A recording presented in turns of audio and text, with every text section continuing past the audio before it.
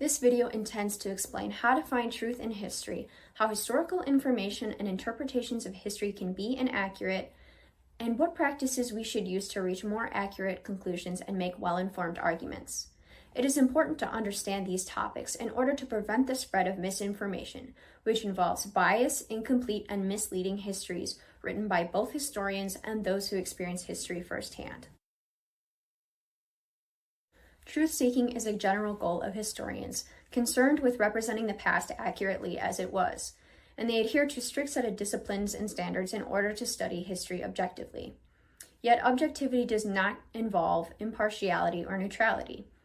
For more background on the topic of truth in history, watch the first video in this series, What Does Truth Mean in History? When encountering or researching historical information, we should approach every source skeptically and view them as merely interpretations and arguments rather than factual accounts or accurate representations of what happened.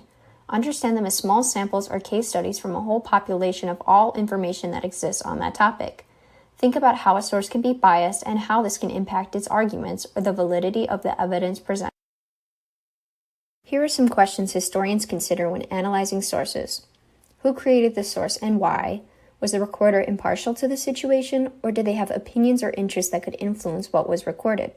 Was the source produced for a particular audience, and how could this influence what was written? Did the author wish to inform or persuade others? How did the context of the time period influence the source? This same skepticism and critical thinking should be applied to when you are taught historical information. Just because it is being taught to you does not mean the material used is comprehensive or objective. Historical textbooks and instructors can be biased too and offer misleading information.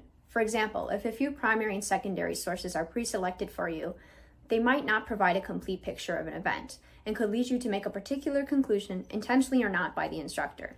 It is your responsibility to engage in these sources critically and consider the arguments being made and what perspectives might be left out. Look for what sources have in common, but don't ignore contrasting information or viewpoints. Investigate further to see if you need to modify your interpretations or claims.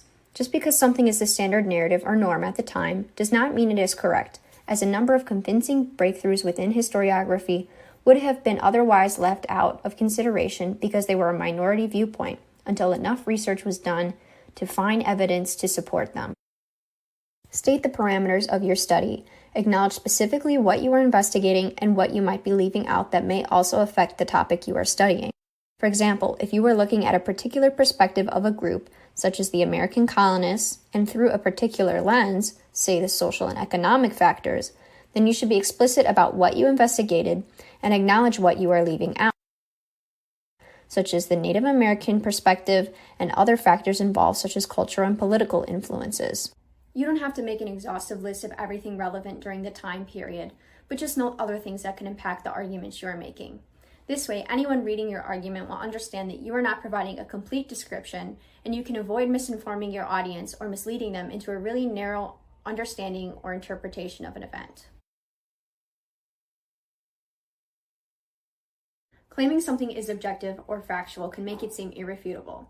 This is problematic because it implies there is an end to inquiry, when really it is impossible to know everything about anything. Historical understandings are always evolving. What about my background might influence how I interpret sources? One example of personal bias is having a preference for Western culture and ideology over Eastern culture. Depending on a person's background, they may be limited in their understanding of a topic from only a Western perspective. Oftentimes, Westerners also think of themselves and their culture as superior and view Eastern culture as strange or other. This is known as Orientalism, which is particularly important to consider when studying other cultures. And acknowledging this, you might try to go in with a more open mind and be willing to challenge what you think of as normal and standard. Be respectful of other cultures and give them credit where it is due. For example, it used to be thought that African Americans were objectively racially inferior, backed by theories of social Darwinism and eugenic studies, which made it even harder to change people's views on race and gain equal rights. Essentially, it demonstrates how labeling something as objective can be used to create a sort of you can't argue with facts mindset. Claims to truth and objectivity are often shown to mask claims of power, as people with more power and authority can use information to manipulate readers.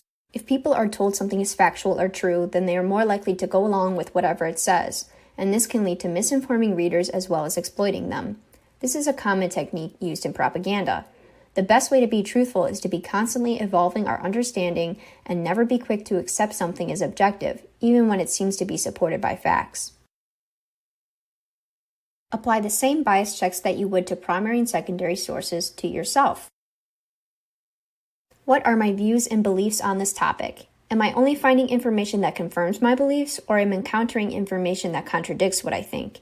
If you are not finding contrasting information, try to adjust how you're searching for information by using different keywords, databases, or formats. Evaluate if it is relevant to your topic and if it is making strong, valid arguments. If not, be able to explain why they are not valid. Be willing to change your arguments based on the evidence you encounter.